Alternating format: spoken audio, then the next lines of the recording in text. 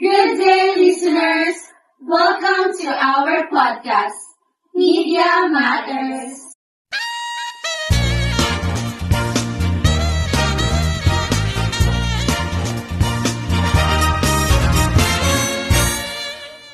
The podcast that talks about everything related to media, technology, and being responsible online. And I am Marcel Daphne D. Amano. I am Penelope Arbagalanon. And I'm Miss Benjamin. And I'm Angelica A. Palma. Alam niyo ba, ngayong episode, pag-uusapan natin kung mga karaniwang nararanasan natin araw-araw, ang fake news. Tama, ang topic natin ngayon is about share responsibly in stopping the spread of fake news. Sa panahon kasi natin ngayon, mabilis na kumalat ang mga fake news. You're right, Miss Benjamin. Iyan nga ang madalas na nangyari sa social media ngayon. So today, pag-uusapan natin kung paano ito nasisimula, at kung bakit ito nagana, at paano maging responsible users ng media.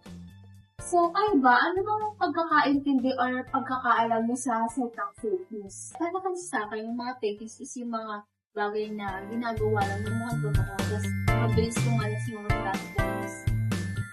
Okay. And may mga posts sa Facebook, TikTok, at sa mga group chat.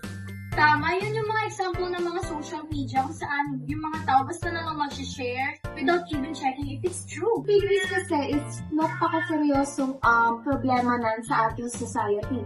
Pwede yan maka-confuse ng tao o di kaya ay pwedeng mas mapahamak pa sila lalo rito. That's why, as a responsible media user, dapat lagi natin siya-check yung mga information online and kung galing ba siya sa reliable sources like official news sites, newspaper, or even radio. But guys, do you also wonder why do people spread fake news? I think other people do it for attention. Yes, baka naman kasi they want to trick people. Katulad nung iniiba nila yung opinion ng mga influencer or artist para lang magkaroon ng views at sumitan, di ba? Alam nyo kasi, minsan, yung mga tao nag-share yan kasi hindi naman nila alam na yung na fake yun, pero naniniwala sila na yun yung totoo. Halimbawa nito, may isang nag-viral dahil sa sobrang realistic ng AI. May isang nag-viral na truck na nasusunog. Ano nangyari to?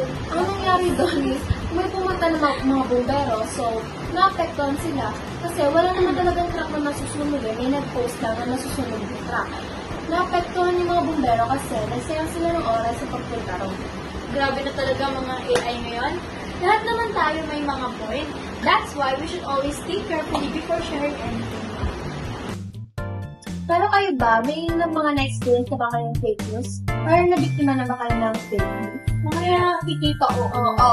Marami lalo sa mga mga social media. Oo. Ikaw din. Paano ka nabiktima ng fake news? Hindi kasi, di ba, siyempre, pag estudyante ka, may mga, di ba, kapag umuulan, siyempre isipin mo, walang pasok bukas. Di, ako, as a student, naghahanap ako sa Facebook, sakto, may nakita ko, walang pasok bukas, all levels, kalambalago. Di yun, naniwala ko. Sinend ko lahat sa mga kaklase ko sa kaibigan ko. Di yun, lahat kami hindi pumasok. Di yun, nagka-problema sa school. That's why we must always think carefully before sharing anything online. Fake news doesn't confuse people. It can also cause harm and panic. Tama, kagaya na lang ng story ni Ines kanina, na sa simpleng pag-share niya ng walang pasok sa kanyang mga kaklase, hindi na sila nagpapasok and lahat na sila na-affected doon. Yes, minsan na yung fake news nakakasira na ng reputasyon ng tao. Hindi na reputasyon ng tao, pati yung buong komunidad apektado. Oo, kasi once it spreads, mayroon na talaga siyang kontrolin.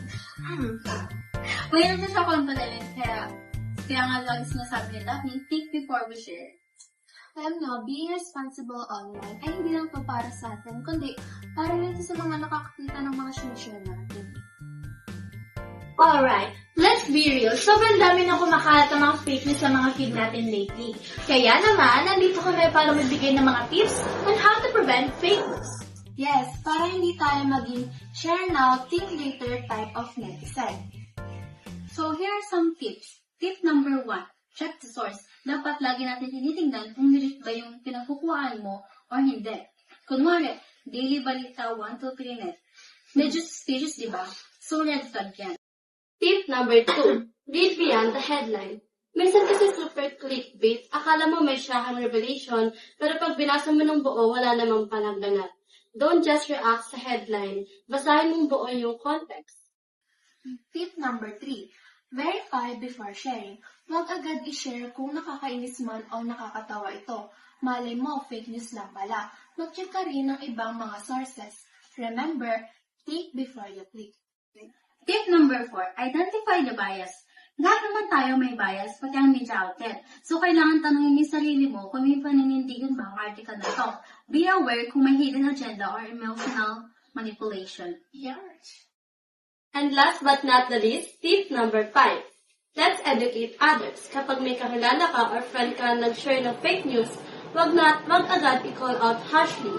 Pwede naman siyang i-message or kausapin ng maayos, katulad ng, "Hey friend, baka fake yan, i-check mo na natin." Let's help each other to be more informed. Ayan! So, mga listeners, challenge namin kayo na i-apply itong mga tips na to. And next time na may encounter yung mga fake news na ganyan, you should always pause muna, think twice, and verify. This has been Eunice, Penelope, Daphne, Angel, reminding you to stay informed, stay smart, and stay awesome. See you next episode. This is Media Matters.